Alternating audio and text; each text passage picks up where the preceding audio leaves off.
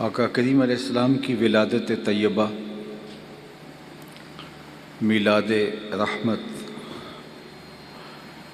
حضور علیہ السلام کا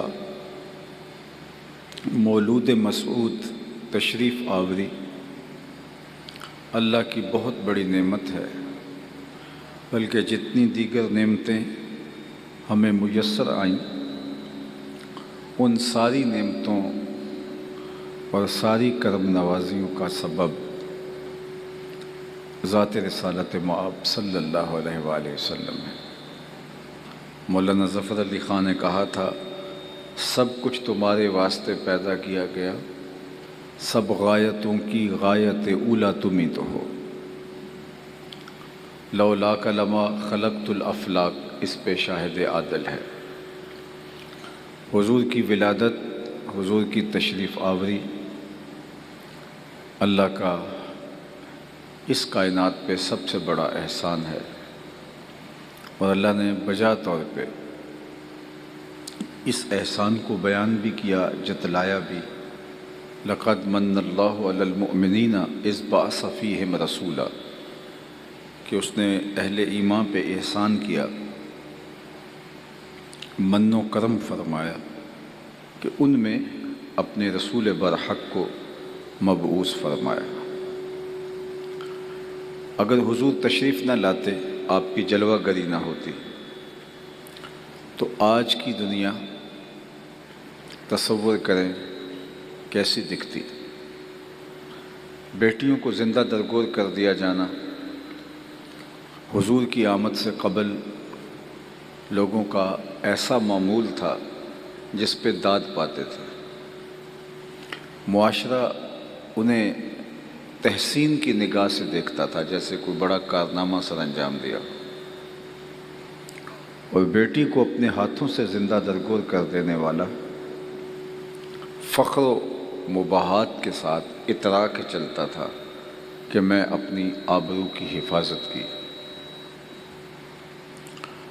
لیکن میرے حضور جلوہ گر ہوئے تو آقا کریم نے خواتین کو عزت دی، بیٹیوں کو وقار کی مسند پہ بٹھایا، اور ایک جملہ آپ نے بارہا علماء سے سنا ہے، اس کی آواز ڈبل آ رہی ہے، ایکو بند کر دیں، ایکو اس کی بند کر دیں، مجھے ڈبل آ رہی ہے، کچھ تھوڑا سا اسپیکر کا رخ دیکھ لیں۔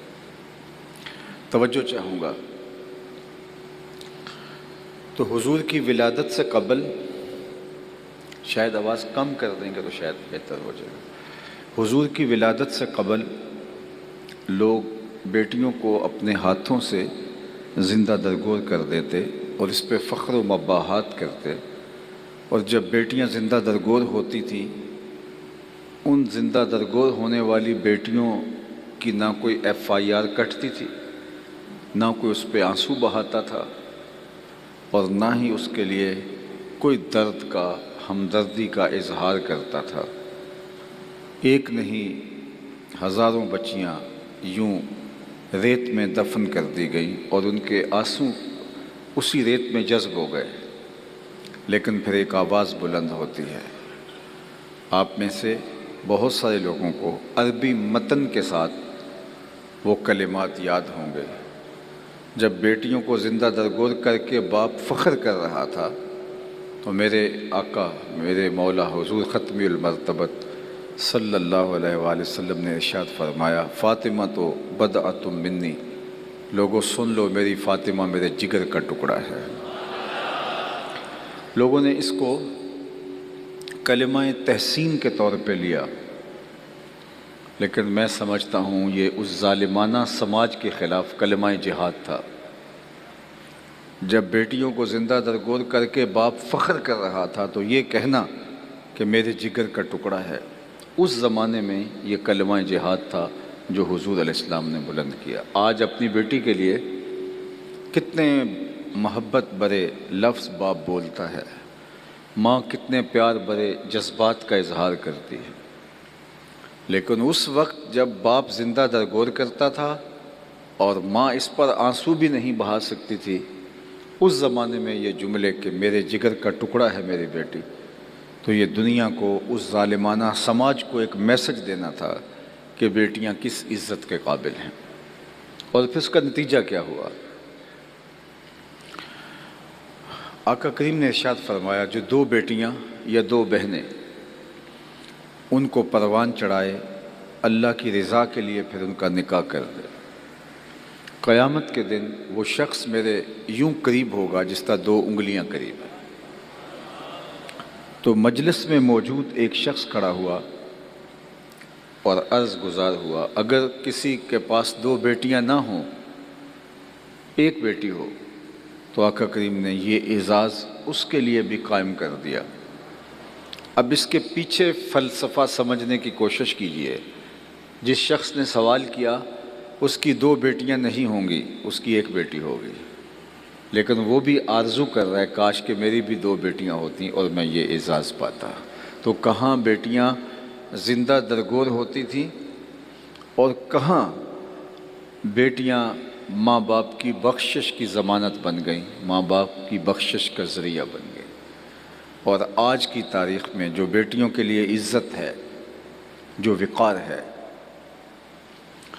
ماں باپ اپنی اولاد کو پالنے کے لیے، بالخصوص بیٹیوں کے لیے مشکل سے مشکل حالات سے گزرتے ہیں، پردیس کاٹتے ہیں ان کے ہاتھ پیلے کرنے کے لیے، بیٹیوں کی اچھی تعلیم کے لیے اپنے پلاٹ بیچ دیتے ہیں، جمع شدہ پونجی فروخت کر دیتے ہیں کہ ہم نے بیٹیوں کو اچھی تعلیم سے آراستہ کرنا ہے۔ یہ باپ تو زندہ درگور کرتے تھے اس لیے بھی کہ کل یہ وراثت میں حقدار نہ ہو جائیں، اس لیے بھی زندہ درگور کرتے تھے کہ یہ تلوار چلانے کے قابل نہیں ہیں، اس لیے بھی زندہ درگور کرتے تھے کل کوئی ہمارا بہنوئی یا ہمارا داماد نہ کہلائے۔ لیکن میرے حضور نے بیٹیوں کو وہ عزت عطا کی کہ بیٹیاں چار دیواری کی زینت قرار پائیں، آنگن کا نور بنی، اور باپ کو بیٹیاں بیٹوں سے زیادہ محبوب ہو گئیں۔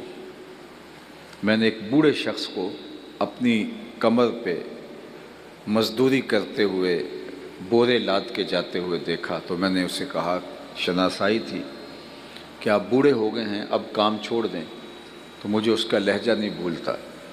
اس نے ایسے شہادت والی انگلی کھڑی کی اور کہا، حضرت ابھی ایک بیٹی رہتی ہے جس کی میں نے شادی کرنی ہے۔ تو میں نے کہا یہ باپ تو زندہ درگور کرتا تھا، اور آج یہ جھکی ہوئی کمر پہ بوریاں لاد کے اپنی بیٹی کے ہاتھ پیلے کرنا چاہتا ہے۔ اس کے دل میں بیٹی کا پیار کس نے ڈالا؟ تو آواز آئی میلاد والے رسول نے۔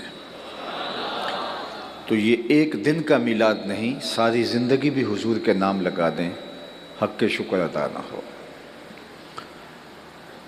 لاہور مال روڈ پہ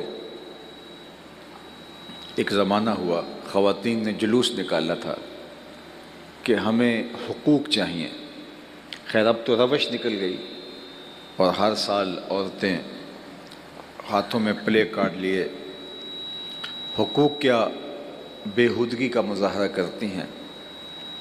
تو اس زمانے کے اندر ہمدرد حال لٹن روڈ پہ ہمارا ماہانہ درس قرآن کا ایک اجتماع ہوتا تھا، تو میں نے اس موقع پہ کہا تھا کہ تمہیں حقوق تو دیے ہی اسلام نے، بلکہ جینے کا حق ہی اسلام نے دیا ہے۔ یہ معاشرہ تو تمہارا وجود برداشت نہیں کر سکتا۔ عورت کو از قبیل جنس سے انسان ماننے سے دنیا کے دانشوروں نے انکار کیا۔ انہوں نے کہا کہ یہ ہم شکل ضرور ہے انسان کی، انسان نہیں ہے۔ انسان کے بچوں کو جنم دیتی ہے، انسان نہیں ہے۔ انسان کے بچوں کو دودھ پلاتی ہے، انسان نہیں۔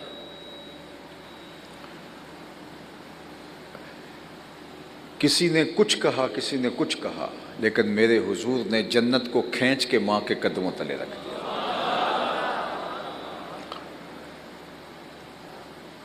بدھ نے کہا تھا عورت بدی کا سرچشمہ ہے، اس کے ہوتے ہوئے خدا کا قرب نہیں مل سکتا۔ اگر تم قربت الہی چاہتے ہو، اللہ کا مقرب بننا چاہتے ہو، تو تمہیں عورت سے دوری اختیار کرنی ہوگی۔ کسی نے عورت کو سانپ کہا، کسی نے بدی کا سر چشمہ کہا، کسی نے خدا کے قرب کے راستے میں رکاوٹ کہا کہ عورت کے ہوتے ہوئے خدا کی قربت نہیں مل سکتی۔ جب دنیا یہ بول رہی تھی تو میرے حضور نے کہا، لوگوں سنو، مجھے عائشہ کے بستر میں وحی اترتی ہے۔ تو میں نے کہا تمہیں تو حق ہی آمنہ کے لال نے دیے ہیں، تمہیں تو جینے کا ڈھب ہی انہوں نے سکھایا ہے۔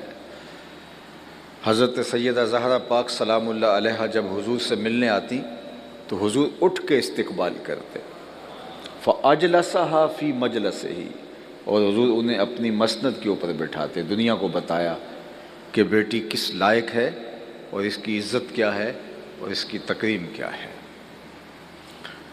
تو کائنات کے اندر جو انسانی رویوں میں خوبصورتی آئی ہے، جو انسانی رویوں میں جمال پیدا ہوا ہے، تو اس کا سبب اللہ کے محبوب علیہ السلام کی تشریف آوری ہے۔ ورنہ مجھے بتائیے، جو بیٹی زندہ درگور کرتے تھے، بہن کاٹ دیتے تھے، ماں کو عکاس کے میلے میں فروخت کرتے تھے، سکی ماں کو عکاس کے میلے میں 900 دراہم کے اندر 3 بیٹوں نے بیچا ہے۔ یزدگر دوم نے اپنی بیٹی سے شادی رچا رکھی تھی، اپنی بہن سے نکاح ان لوگوں نے کر رکھے تھے، اور جو حال بیوی کا ہوتا تھا الیاذ باللہ، سوتیلی ماں کا جو حال ہوتا تھا الیاذ باللہ، سوتیلی ماں سے نکاح کرتے تھے، باپ کی منکوحہ سے نکاح کرتے تھے، اور ترکے میں بٹتی تھی وہ، جس طرح باقی اشیاء گھر کی بٹتی ہیں اور تقسیم ہوتی ہیں، وہ کنیز کی طرح اس کو ٹریٹ کیا جاتا تھا۔ اور اللہ کے محبوب صلی اللہ علیہ وآلہ وسلم نے ہر رشتے کو تقدس بخشا۔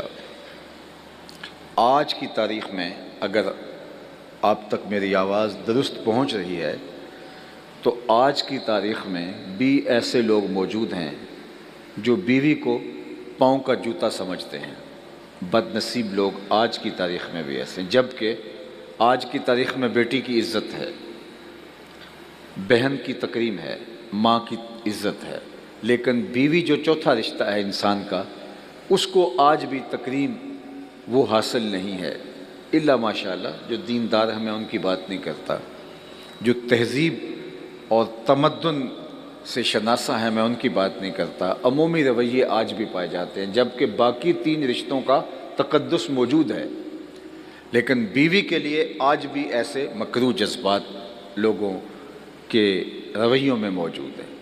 میں آپ سے سوال کرتا ہوں، جب ان 3 رشتوں کا بھی تقدس نہیں تھا تو پھر بیوی کا کیا حال ہوتا ہوگا؟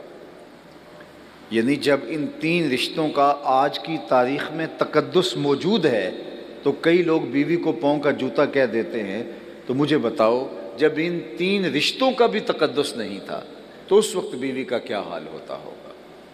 لیکن میرے اور آپ کے آقا و مولا حضور ختم المرتبت صلی اللہ علیہ وآلہ وسلم نے ارشاد فرمایا، خیرکم خیرکم لأہلہ وَأَنَا خَيْرُكُمْ لِأَهْلِي، تم میں سے بہترین وہ ہے جو اپنے اہل خانہ کے ساتھ بہترین ہے، اور میں تم میں سب سے زیادہ اپنے اہل خانہ کے ساتھ بہتر ہوں۔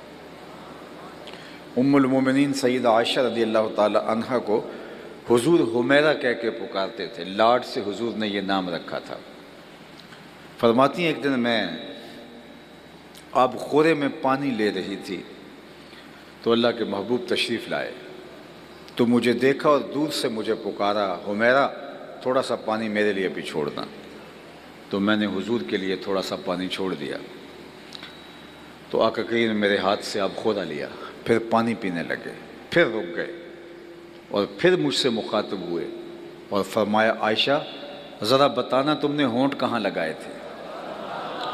مجھے یہ بتاؤ، اگر شوہر کا رویہ بیوی کے ساتھ یہ ہو تو گھر کا جنت کا ماحول نہیں بنے گا۔ اور آج کتنے لوگ ہیں جو یہ تو چاہتے ہیں کہ بیوی ہمارا جھوٹا لے لے، لیکن وہ بیوی کا جھوٹا نہیں لینا چاہتے۔ یہ میں نے پچھلے دنوں میں کہا ایک جگہ پہ، میں نے کہا کہ مومن کے جھوٹے میں شفا ہے، اور لوگ پیروں کا جوٹا پیتے ہیں، تو میں نے کہا پیر صاحب مرید کے جوٹے میں بھی اسی طرح شفا رکھی گئی۔ اللہ کے محبوب صلی اللہ علیہ وآلہ وسلم کی زندگی کا ایک واقعہ آپ نے بارہا علماء سے سنا ہوگا کہ حضرت ابو ہریرہ رضی اللہ تعالیٰ عنہ فرماتے ہیں کہ بھوک کی شدت اتنی تھی کہ پیٹ کمر سے چپک گئے۔ یہ صفہ کے چبوترے پہ حضور سے پڑھنے والے لوگ تھے۔ آقا نے سوال سے منع کیا تھا، مخمصے کی حالت میں جائز بھی ہے لیکن ہمیں سوال کرنے کی ہمت نہیں پڑ رہی تھی۔ جب انتڑیوں میں بل پڑنے لگے اور بھوک سے نڈال ہو گئے اور کمر سیدھی نہیں ہو رہی تھی، تو کہتے ہیں میں مسجد نبوی کے ایک ایسے گوشے میں آ کے بیٹھ گیا جہاں لوگ گزر کے اندر جاتے تھے۔ میرا خیال یہ تھا کہ کوئی مجھے دیکھے گا اور میرے چہرے کی نکاہت سے محسوس کر لے گا کہ مجھے بھوک لگی ہے اور میرے درد کا درماں ہو جائے گا، مجھے سوال کی نوبت بھی نہیں آئے گی اور میری ضرورت بھی پوری ہو جائے گی۔ لیکن جو آئے اور سلام لے کے گزر جائے۔ کسی نے میرے اندر اتر کے دیکھنے کی زحمت گوارا نہ کی۔ ہستی پلکوں کے نیچے غم بھی پلتے ہیں، مگر کون دیکھتا ہے اتنی گہرائی میں۔ کہتے ہیں میں نے کہا کہ خود بات کرنی چاہیے، تو حضرت عمر رضی اللہ تعالی عنہ آئے۔ میں نے انہیں کوئی مسئلہ شرعی پوچھا تو انہوں نے اس کا جواب دیا اور آگے بڑھ گئے۔ میں نے کہا کہ میرا کام تو نہیں بنا۔ پھر میں انتظار میں تھا کہ حضرت صدیق اکبر رضی اللہ تعالیٰ عنہ آئے، ان سے بھی کوئی مسئلہ شرعی دریافت کر لیا۔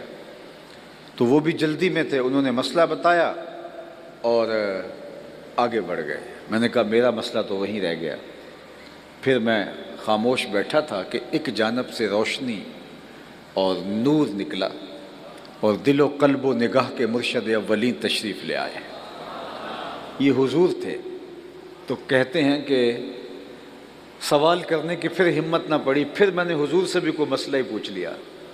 تو جب میں نے حضور سے مسئلہ پوچھا تو حضور نے میری جانب غور سے دیکھا، پھر مسکرائے اور پھر کہا ابو ہریرہ بھوک لگی ہوئی ہے؟ میں نے کہا جی حضور مجھے بھوک لگی، مسئلہ یہی تھا۔ تو کہا میرے ساتھ آ جاؤ۔ پھر وہ واقعہ آپ نے سنا ہے کہ حضور لے گئے ان کو اور اہل خانہ کو آواز دی کچھ کھانے کے لیے ہے، تو انہوں نے کہا دودھ کا ایک پیالہ ہے۔ تو کہتے ہیں جب دودھ کے پیالے کا سنا تو میری جان میں جان آ گئی، کئی دنوں کا فاقہ تھا۔ تو حضور نے فرمایا ابو ہریرہ؟ میں نے کہا جی حضور میں حاضر۔ فرمایا وہ جو صفہ کے چبوترے پہ بیٹھے ہیں جاؤ ان کو بھی بلا لاؤ۔ یہ 70 لوگ تھے اور دودھ کا ایک پیالہ نکلا گھر سے۔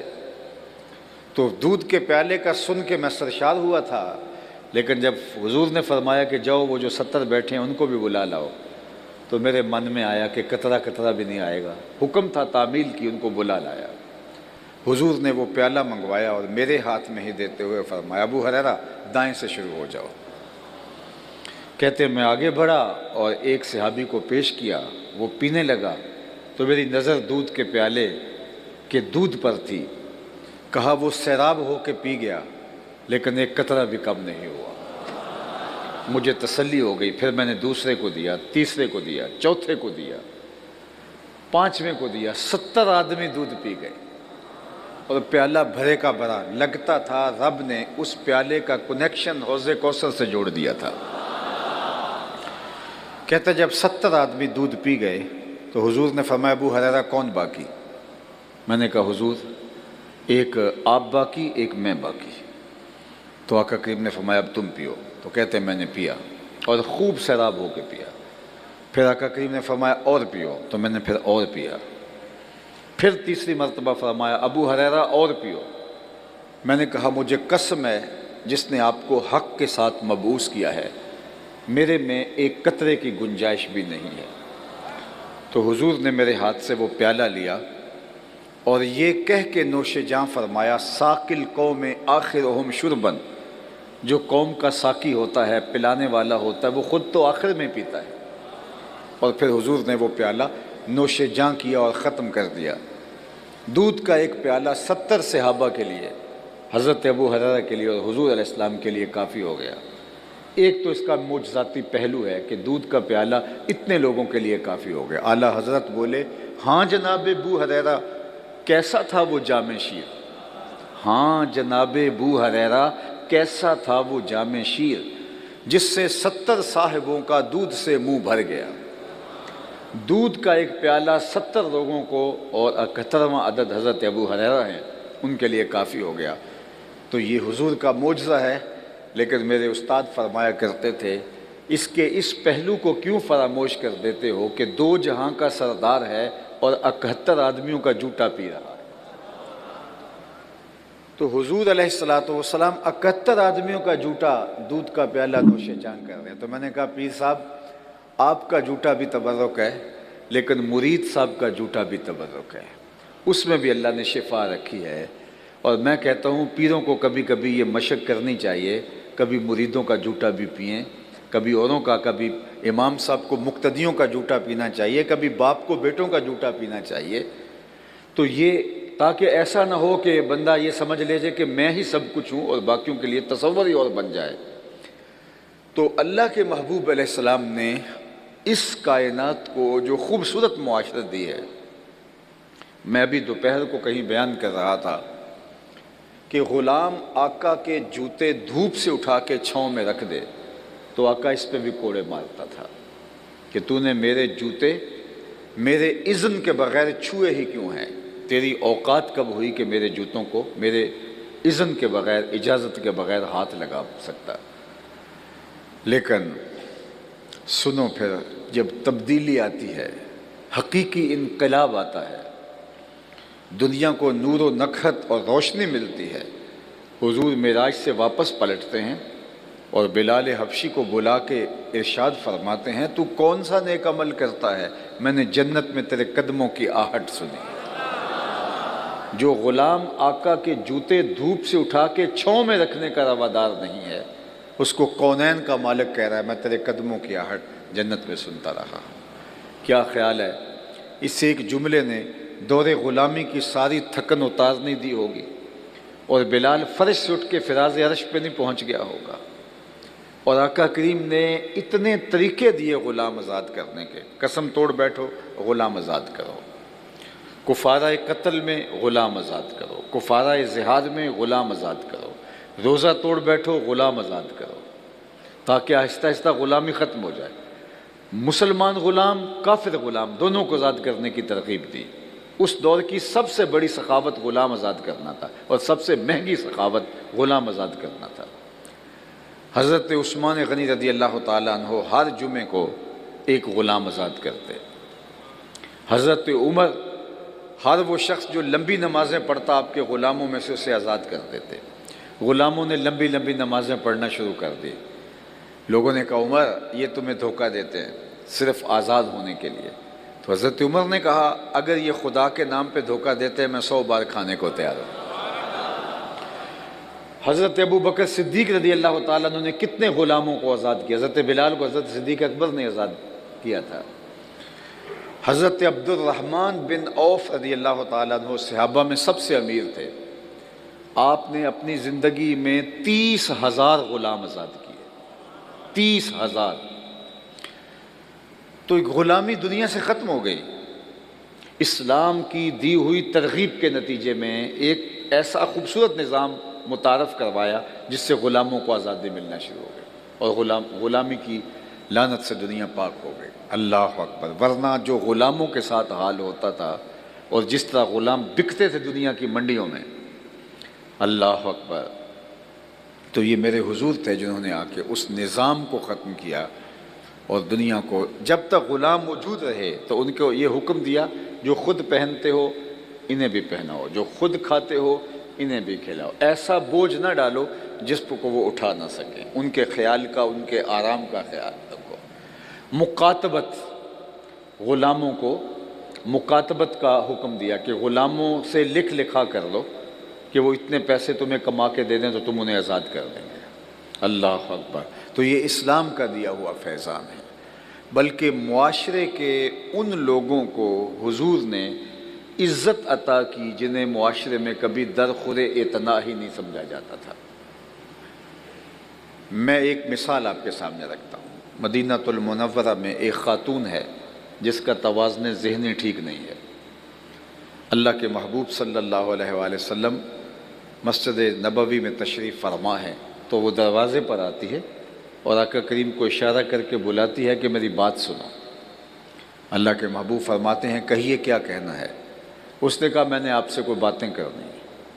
فرمایا کہو۔ کہا یہاں نہیں کرنی، آپ باہر آئیے، میں وہاں بات کرنی۔ اللہ اکبر! کونین کے سردار اس کی بات سننے کے لیے مسجد نبوی سے باہر جا رہے ہیں۔ عرب کی چل چلاتی دھوپ، کار نبوت کی اہم ذمہ داریاں اور حضور کا نازک بدن، اور اس نے حضور کو دھوپ میں کھڑا کر دیا۔ صحابہ کہتے ہیں میں غصہ بڑا آ رہا تھا لیکن کہہ کچھ نہیں سکتے تھے، حضور خود ہی تو کان لگائے سن رہے تھے، اور اس کی باتیں بھی ایسی تھی چونکہ اس کا توازن ذہنی ٹھیک نہیں تھا۔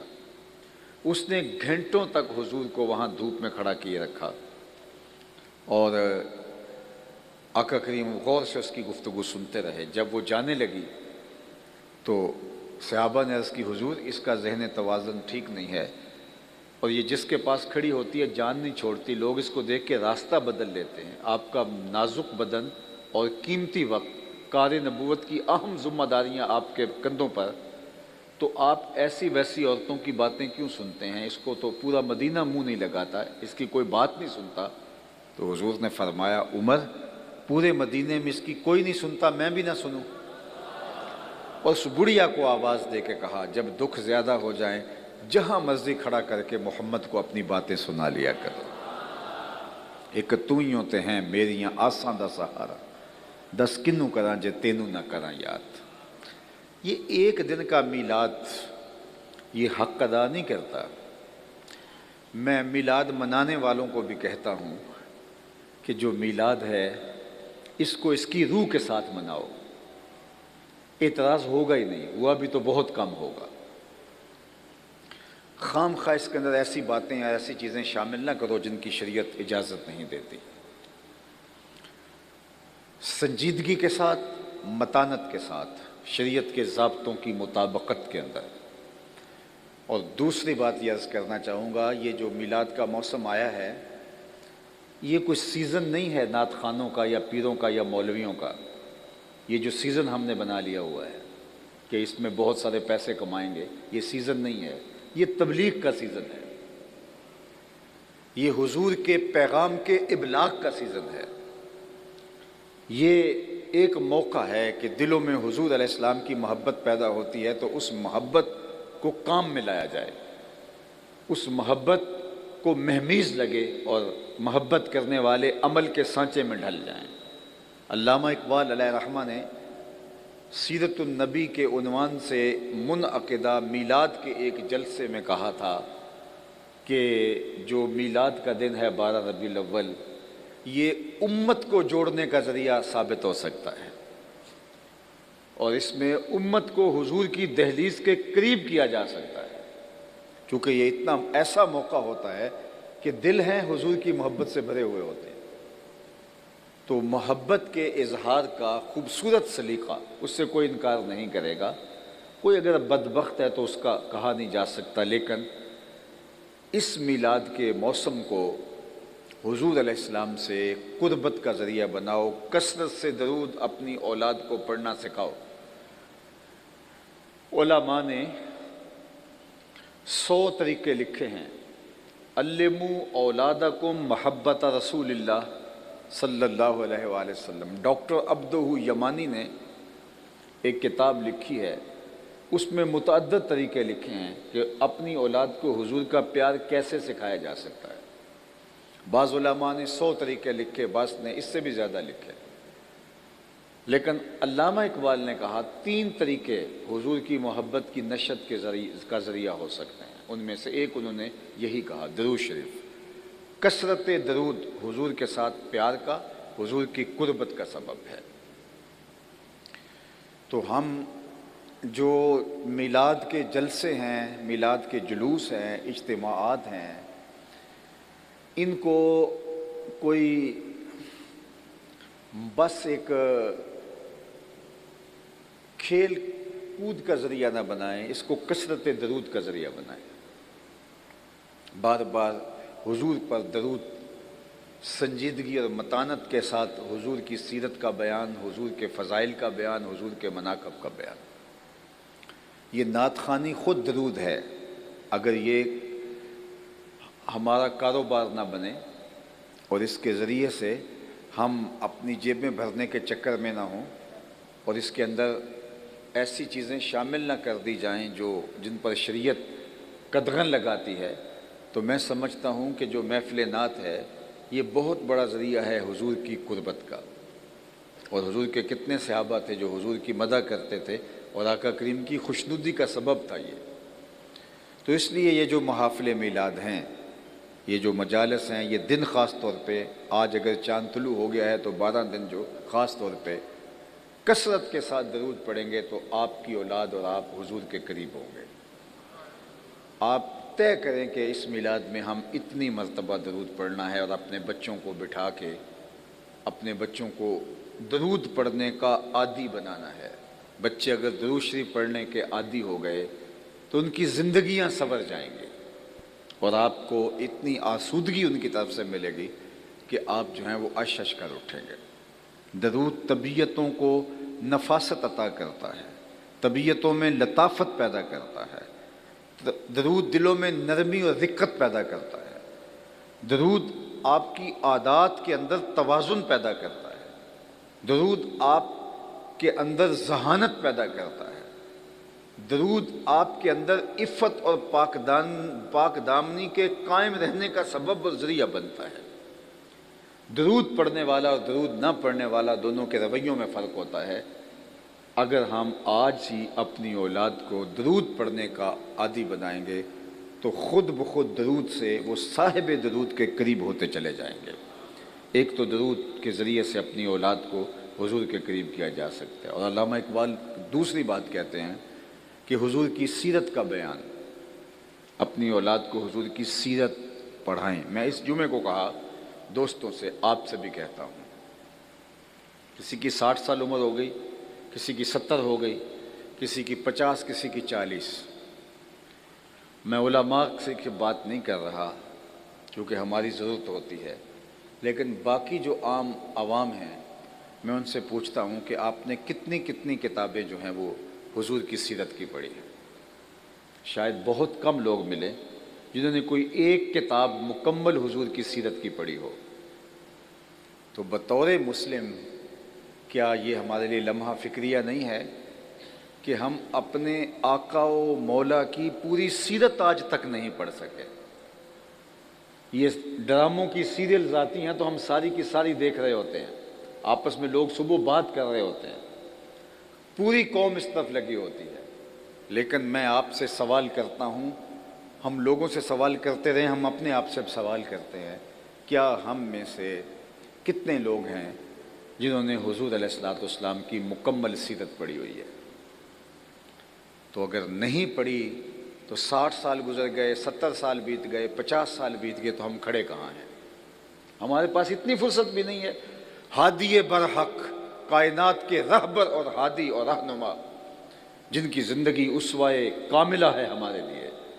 ہمارے رب نے کہا کہ ان کی زندگی کے مطابق زندگی بسر کرو، اور ہم ان کی سیرت کو ابھی تک پڑھ نہیں سکے. عمل کرنا تو دور کی بات ہے. شستہ کہیں سے کوئی ٹکڑا پڑھ لیا یا کسی عالم دین سے سن لیا، کوئی واقعہ یاد ہوا، یا بچپن میں وہ بھی بوڑھے لوگوں نے دادی اماں کے بستر سے کچھ لے لیا، تو وہ چند چیزیں ہوں گی. لیکن باقاعدہ محنت کر کے ہم میں سے کتنے لوگ ہیں؟ دو باتیں کرتا ہوں، کتنے لوگ ہیں جنہوں نے ساری حضور کی سیرت پڑھی ہے، اور کتنے لوگ ہیں جنہوں نے قرآن مجید کو ترجمے کے ساتھ پڑھا ہے. یہ ہمارے رب کا ہمارے نام آخری پیغام ہے. تو اقبال کہتے ہیں کہ اگر تم چاہو کہ حضور کی محبت پیدا ہو جائے تو حضور کی سیرت تمہیں پڑھنی ہوگی. کائنات میں کوئی ایسی سیرت کسی کی موجود نہیں ہے، کسی کی سیرت محفوظ بھی نہیں ہے اور یوں موجود بھی نہیں ہے جیسے میرے حضور کی سیرت محفوظ بھی ہے اور موجود بھی ہے اور کامل اکمل نمونہ بھی ہے. اور تیسری بات اقبال نے جو کہی وہ یہ کہ انسان فطرتاً حسن پسند ہے. انسان کی طبع ہے کہ وہ حسن کے لیے میلان قلب رکھتا ہے. حسن پسند ہے تو یہ گلدستہ رکھا گیا ہے. انسان حسن پسند ہے تو یہ خوبصورت جو ہے وہ ماحول بنایا گیا ہے. انسان حسن پسند ہے تو یہ چھت کے اوپر کمکمے لگائے گئے ہیں. یہ دیواروں پہ کام اور مینہ کاری اسی لیے کروائی گئی ہے کہ انسان کی طبع اس کا تقاضا کرتی ہے، اور حسن جہاں بھی ہوگا انسان ادھر لڑک جائے گا، وہ لب لالی میں ہو یا مشک عنبری میں، وہ زلف عنبری میں ہو یا وہ قد و قامت میں ہو، وہ پھول کی لطافت میں ہو یا تتلی کے پروں میں قدرت کی صنائی اور کاریگری کے رنگ ہوں، وہ کوئل کی آواز میں ہو یا بلبل کے لہجے میں، حسن جہاں بھی ہوگا انسان ادھر لڑک جائے گا۔ اقبال کہتا ہے یہ طے ہے کہ انسان فطرتاً حسن پسند ہے اور حسن کی طرف اس کا میلان قلب ہوتا ہے۔ تو کہتے ہیں جب یہ طے ہے تو اگر آپ چاہیں کہ اپنی اولاد کا میلان قلب جو ہے وہ حضور کی جانب کریں تو پھر حضور کے حسن کے قصیدے سناؤ، کیونکہ انسان حسن پسند ہے، اور سارا حسن جس چوکھٹ کا پانی بھرتا ہے اور جہاں عشق بھی غلامی کرتا ہے وہ محمد عربی کا آستان نور ہے۔ بلکہ اعظم چشتی مرحوم نے تو قلم ہی توڑ دیا، سمجھا نہیں ہنوز میرا عشق بے ثبات، تو کائنات حسن ہے یا حسن کائنات، کہ ابھی تک محو حیرت میں ہوں، تو کائنات حسن ہے یا حسن کائنات، میرا عشق بے ثبات ابھی اس کا فیصلہ نہیں کر سکا کہ تجھے کائنات حسن کہوں یا حسن کائنات کہوں۔ اللہ اکبر، وہ حسن دیا کل قمر لیلۃ البدر لم ارا قبلہ ولا بعدہ مثلہ۔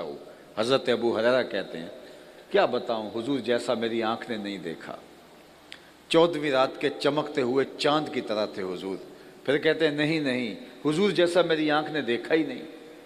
حضرت حسان بن ثابت کہنے لگے دیکھتے کیسے، خدا نے کوئی ایسا بنایا ہی نہیں، کسی ماں نے ایسا جنم ہی نہیں دیا، خدا نے وہ سچا ہی پن چھڑیا جدے وچ محمد نو ٹالیا سی، حسینہ جمیلاں دا منہ موڑ دیتا محمد بنا کے قلم توڑ دیتا، ایسا پہ کر تراشا۔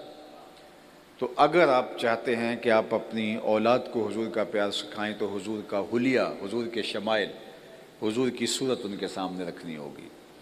چوتھی چیز میں علماء کرام کی تحقیق کے نتیجے کے اندر اقبال کی ان 3 چیزوں میں چوتھی چیز شامل کرنا چاہوں گا، اور وہ یہ کہ اگر آپ چاہیں کہ ہماری اولادوں کے دلوں میں حضور کا پیار پیدا ہو تو حضور کے فضائل بیان کریں، مناقب بیان کریں، شانیں بیان کریں۔ چونکہ اگر حضور کے فضائل و مناقب بیان کرنے کی بجائے حضور کی ذات کو محل نزاع بنا کے، اپنے مناظروں کا موضوع بنا کے اپنی اولاد کے سامنے پیش کیا تو پھر نتیجہ کچھ اور نکلے گا۔ اختیار ہے یا نہیں ہے، تم اس بات پہ الجھ رہے ہو، اور ادھر کیا ہے کہ وہ انگلی اٹھائیں چاند کے ٹکڑے کر دیں، سورج پلٹ کے اثر کے وقت پہ آ جائے، او سڑیاں کھجوراں اگا جان دائے، او پتھراں نو کلمے پڑھا جان دائے، قطرے کو سمندر ذرے کو ستارہ کرتے ہیں، کونین کو خم آ جاتا ہے جب زلف سوارا کرتے ہیں۔ کسی نے کہا نبی کے چاہنے سے کچھ نہیں ہوتا، میں نے کہا میاں تم نے کہاں سے دین پڑھا ہے، وہ چاہ لے تو خدا قبلے بدل دیتا ہے۔ می وریا کستوریاں دا جدوں یار نچوڑیاں زلفاں، می وریا کستوریاں دا جدوں یار نچوڑیاں زلفاں، قبلہ اودے بنیا سائم جدے یار نے موڑیاں زلفاں۔ ظہر کی نماز کا وقت ہے، قبیلہ بنو سلمہ کی مسجد ہے، 2 رکعتیں ادا ہو چکی ہیں، 2 ابھی باقی ہیں۔ خاطر آتر میں خیال آیا کہیں قبلہ بدل جائے تو کیا خوب ہے، دل میں خیال ہی آیا تھا، 2 حالت نماز میں 2 پڑھی جا چکی ہیں، 2 ابھی باقی ہیں۔ طائر سدرہ نشین کے پروں کے پھڑ پھڑانے کی آواز آنے لگی، جبریل حاضر خدمت ہوئے، رب کا سلام اور سندیسہ دیا، محبوب اگر خیال آ گیا ہے تو ابھی رخ پھیر لو، یا اللہ تیری نماز تو پوری ہو لے۔ ہم نے نماز کا وقت بدلنا ہونا تو 1 دن پہلے بتاتے ہیں، کل سے نماز ظہر 2:15 بجے ہوگی، چونکہ لوگ تو آئے ہیں 2 بجے کے حساب سے، تو آپ نے اسی دن بتایا تو لوگ گلے کو آئیں گے، تو نماز کا وقت بدلنا ہو تو 1 دن پہلے بتانا پڑتا ہے، یہاں تو قبلہ بدلنا تھا، ایک نماز ہی پہلے بتا دیا جاتا، کہا نہیں محبوب ابھی رخ پھیر لو، مالک تیری نماز تو پوری ہو لے، کہا میری نماز بعد میں پوری ہوگی، پہلے تیری مرضی پوری ہوگی۔ می وریا کستوریاں دا جدوں یار نچوڑیاں زلفاں، تے قبلہ اودے بنیا سائم جدے یار نے موڑیاں زلفاں، وہ تو رخ بدل دے تو خدا قبلے تبدیل کر دیتا ہے۔ تو اپنی اولاد کو حضور علیہ السلام کے فضائل، مناقب، عظمتیں بیان کرو، اس کا لازمی نتیجہ یہ ہوگا کہ ان کے دل میں حضور کی محبت جاگزیں ہوگی۔ ان کے فضائل، ان کی شانیں بیان کرو۔ آج دنیا چاند پہ پہنچ کے فخر کر رہی ہے، اور یہ چاند حضور قدموں میں بلا رہے ہیں۔ اللہ اکبر! چاند کو توڑتے بھی ہیں اور چاند کو جوڑتے بھی ہیں۔ توڑنا بھی جانتے ہیں اور جوڑنا بھی جانتے ہیں۔ حضرت عبداللہ ابن عباس کہتے ہیں، ایک دیہاتی آیا اور حضور سے کہتا ہے، حضور وہ جو درخت کے اوپر پکا ہوا پھل ہے، یہ اگر آپ کی نبوت کی گواہی دے تو میں آپ کو اللہ کا رسول مان لوں گا۔ فرمایا پھر تو مان لو گے؟ کہا انکار کی گنجائش نہیں رہے گی۔ حضور نے اشارہ کیا، ٹوٹ کے قدموں میں آ گیا، حضور کی رسالت کی گواہی دی۔ اب اس نے ایمان قبول کر لیا۔ اب وہ پھل اس کی جھولی میں ڈال دیتے، جاؤ اپنے خاندان میں جا کے بانٹو؟ نہیں، چلو صحابہ کو بانٹ دیتے، وہ قیامت تک فخر کرتے رہتے، ان کی نسلیں فخر کرتی رہتی کہ ہم نے معجزے سے ٹوٹی ہوئی کھجوریں کھائی ہیں۔ لیکن حضور نے اس پھل سے مخاطب ہو کے کہا، تمہیں جس کام کے لیے بلایا تھا وہ ہو گیا، اب واپس جا کے شاخ سے جڑ بھی جاؤ۔ صرف توڑنا نہیں جانتے، جوڑنا بھی جانتے ہیں۔ چاند کو توڑا بھی ہے، چاند کو جوڑا بھی ہے۔ اور یہاں کسی نے کیا خوب کہا، چاند کو توڑ کے جوڑنے والے، چاند کو توڑ کے جوڑنے والے، ہم بھی ٹوٹی ہوئی تقدیر لیے بیٹھے ہیں، ہم بھی شکستہ تقدیر آپ کے سامنے لیے بیٹھے ہیں، اور غزہ کا درد ہم خاصۂ خاصان رسل کے حضور پیش کرتے ہیں کہ یہ امت شکستہ پا ہو گئی، در بدری کی ٹھوکریں اس امت کا مقدر بن گئی۔ تو چاند کے ٹکڑے کر کے اس کو پھر جوڑنے والے، یہ امت ٹوٹی ہوئی تقدیر لیے آپ کی بارگاہ میں حاضر ہے کہ ان کی حالت پہ رحم فرمایا جائے، اور اللہ کرے یہ میلاد کا موسم امت کی وحدت کا ذریعہ بن جائے، امت کی نشت کا ضامن بن جائے۔ 56-57 اسلامی ملک اللہ ان کے دل میں ڈال دے کہ وہ غیرت کا نور پالیں اور کھڑے ہو جائیں، اور اپنے بھائیوں اور اپنی بہنوں کو اور ان کٹتے ہوئے بچوں کو بچا سکیں۔ اس وقت امت جس حالت میں، جن زخموں میں اور جن اذیتوں میں مبتلا ہے، شاید ماضی میں اتنا دردناک دور اس امت کو جو ہے وہ دیکھنا نہیں ملا۔ یہ اللہ تعالیٰ جل شانہ کی بارگاہ میں دعا ہے کہ اللہ اس موسم میلاد کا صدقہ، ان مبارک گھڑیوں کا صدقہ غزہ کے مسلمانوں کی مدد، نصرت اور اعانت فرمائے، اپنی پناہوں کا حصار، آبرو مند زندگی، دنیا دین آخرت کی بہاریں۔ اور آخری بات، اور میری گفتگو اپنے اختتام کی طرف بڑھ جائے گی، اور وہ یہ کہ حضور علیہ السلام کے میلاد کو منانے کا صرف یہ رنگ اور آہنگ ہی نہیں کہ ہم جھنڈیاں لگائیں، چراغاں کریں اور گلیوں کو سجا دیں، گلیوں کے صفائی اور ستھرائی کر دیں۔ اگرچہ محبت کے اظہار کا یہ ایک رنگ ضرور ہے، لیکن میلاد کا حقیقی تقاضا یہ ہے کہ حضور کے لائے ہوئے نظام کو اپنی زندگی میں اتارا جائے۔ اس کا میں آپ کے سامنے ایک حدیث کا حوالہ دے کے اپنی گفتگو کو سمیٹتا ہوں۔ ایک دن حضور وضو فرما رہے تھے کہ صحابہ حضور کے وضو کے پانی کو زمین پر نہیں گرنے دیتے، زمین پر نہیں گرنے دیتے۔ تو آقا کریم علیہ الصلوۃ والسلام نے صحابہ سے پوچھا، ما یحملکم علی ھذا، تمہیں اس بات پر کس نے ابھارا ہے کہ میرے وضو کے پانی کو تم زمین پر نہیں گرنے دے رہے؟ تو انہوں نے کہا، حب اللہ و رسولہ، اللہ اور اس کے رسول کی محبت نے۔ یعنی حضور نے حکم نہیں دیا کہ میرے پانی کو تم اپنے ہاتھوں پہ لے لینا اور اپنے چہروں پہ مل لینا، یہ ان کا اپنا انداز محبت اور اپنی الفت کا ایک کرینہ اور رنگ اور آہنگ تھا۔ تو آقا کریم نے فرمایا، میں نے تو اس کا حکم نہیں دیا، تمہیں کس چیز نے اس بات پہ ابھارا کہ میرے وضو کے پانی کو زمین پر نہیں گرنے دے رہے؟ تو انہوں نے کہا، حب اللہ و رسولہ، اللہ اور اس کے رسول کی محبت۔ تو آقا کریم علیہ الصلوۃ والسلام نے اس کی نفی نہیں کی، ان کے جذبے کی حوصلہ شکنی نہیں کی، وہ جو کر رہے تھے وہ محبت سے کر رہے تھے۔ لیکن حضور نے ارشاد فرمایا، جو یہ چاہے کہ اللہ اور اس کے رسول سے محبت کرے اور اللہ اور اس کا رسول اس سے محبت کرے، اس کو یہ 3 کام کرنے چاہیے۔ سب سے پہلے وہ جب بھی بولے سچ بولے۔ دوسری بات، جب اس کے پاس امانت رکھی جائے خیانت نہ کرے، اور تیسری بات جو اس کی ہمسائیگی میں آ بسے وہ ہمسائیگی کا حق ادا کرے۔ یعنی تمہارا یہ عمل بھی اپنی جگہ پہ درست کہ تم میرے وضو کے پانی کو زمین پر نہیں گرنے دے رہے، لیکن کہیں محبت کے اس مظہر کے اندر کوئی یا آنے والا کوئی دین کی ان قدروں کو بھول نہ جائے کہ ٹھیک ہے ہم نے ادب کا یہ انداز اختیار کر لیا تو باقی دین معاف ہو گیا، ایسا نہیں ہے۔ تو فرمایا کہ اگر تم یہ چاہتے ہو تمہارا یہ کام بھی اسی مقصد کے لیے، اللہ اس کے رسول کی محبت کے لیے، تو پھر تمہیں میں تاکید کرتا ہوں کبھی جھوٹ نہیں بولو گے، کبھی ہمسایوں کے حقوق پامال نہیں کرو گے، اور کبھی امانت میں خیانت نہیں کرو گے۔ بلکہ حضور سے پوچھا گیا کہ مومن بزدل ہو سکتا ہے؟ فرمایا نہیں، مومن بہادر ہوتا ہے۔ لیکن فرمایا ہو سکتا ہے کبھی بزدلی بھی کر جائے، آخر بشر ہی تو ہے۔ پھر پوچھا گیا کہ مومن بخیل ہو سکتا ہے؟ کہا نہیں، سخی ہوتا ہے۔ لیکن ہو سکتا ہے کبھی بخل بھی کر جائے، آخر بشر ہی تو ہے۔ پھر تیسرا سوال ہوا کہ مومن جھوٹا ہو سکتا ہے؟ فرمایا جھوٹا نہیں ہو سکتا، یہ طے ہے کہ مومن ہو اور جھوٹا ہو یہ نہیں ہو سکتا، چونکہ ہمارے نبی تو وہ ہیں جن کو کافر بھی صادق اور امین کہتے ہیں، تو ہم کیسے جھوٹ بول سکتے ہیں؟ لوگ کہتے ہیں جی جھوٹ نہ بولیں تو آج سودا نہیں بکتا۔ میں کہتا ہوں جاپان والے کیسے بیچ لیتے ہیں؟ وہ پوری دنیا پہ فروخت کر رہے ہیں۔ تو ہم نے خود اپنے آپ کو اس دلدل میں پھنسا دیا ہے۔ تو اگر ہم آقا کریم سے محبت کرتے ہیں تو محبت کا تقاضا یہ ہے صادق اور امین نبی کی امت سچ اور امانت کو اپنے ہاتھ سے نہ جانے دے۔ دوسرا فرمایا تمہارے ساتھ کوئی امانت رکھے تو اس میں خیانت نہ کرو۔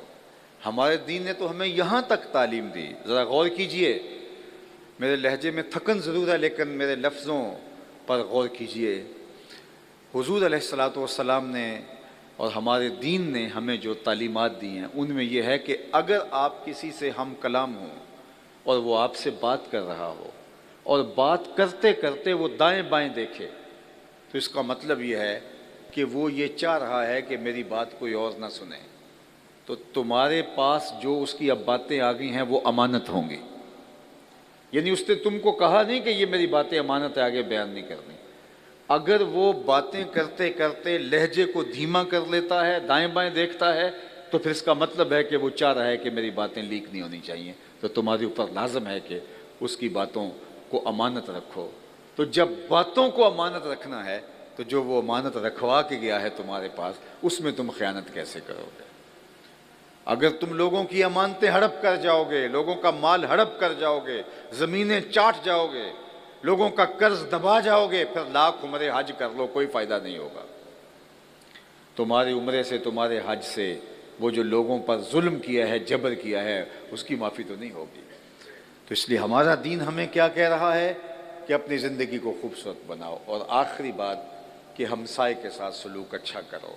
اگر اور ہمسایہ 40 گھروں تک ہوتا ہے، 40 گھروں تک، اگر ہم اپنے ہمسائے کے ساتھ اچھا سلوک کرنے کی ٹھان لیں تو ایک صالح معاشرہ تشکیل پاتا ہے جو جنت نما معاشرہ ہوگا۔ لیکن جب ہم سمجھتے ہیں کہ ٹھیک ہے ہمسایہ دکھ میں ہے تو رہے، ہم عاشق رسول ہوتے ہیں، ہم بہت پکے مسلمان ہیں، تو میاں نہیں، ایسا نہیں ہے۔ ہمارا دین ہم سے عمل کا تقاضا کرتا ہے۔ میرے شیخ کا ایک شعر ہے، یاری لا تو پاک نبی سنگ اے پر پوری یاری، پھر درود قبول ہے تیرا لکھ نہ لو ایک واری۔ میں ادارۃ المصطفیٰ حلقہ فیصل آباد کے جملہ ذمہ داران، امیر ادارہ حلقہ فیصل آباد حضرت علامہ صاحب مولانا نعیم الرضا مصطفی زیدہ مجدہ اور ان کی پوری ٹیم کو مبارکباد دیتا ہوں کہ آپ نے اتنا عالی شان اجتماع منعقد کر کے حضور کے دین کے پیغام کے ابلاغ کا ذریعہ فراہم کیا۔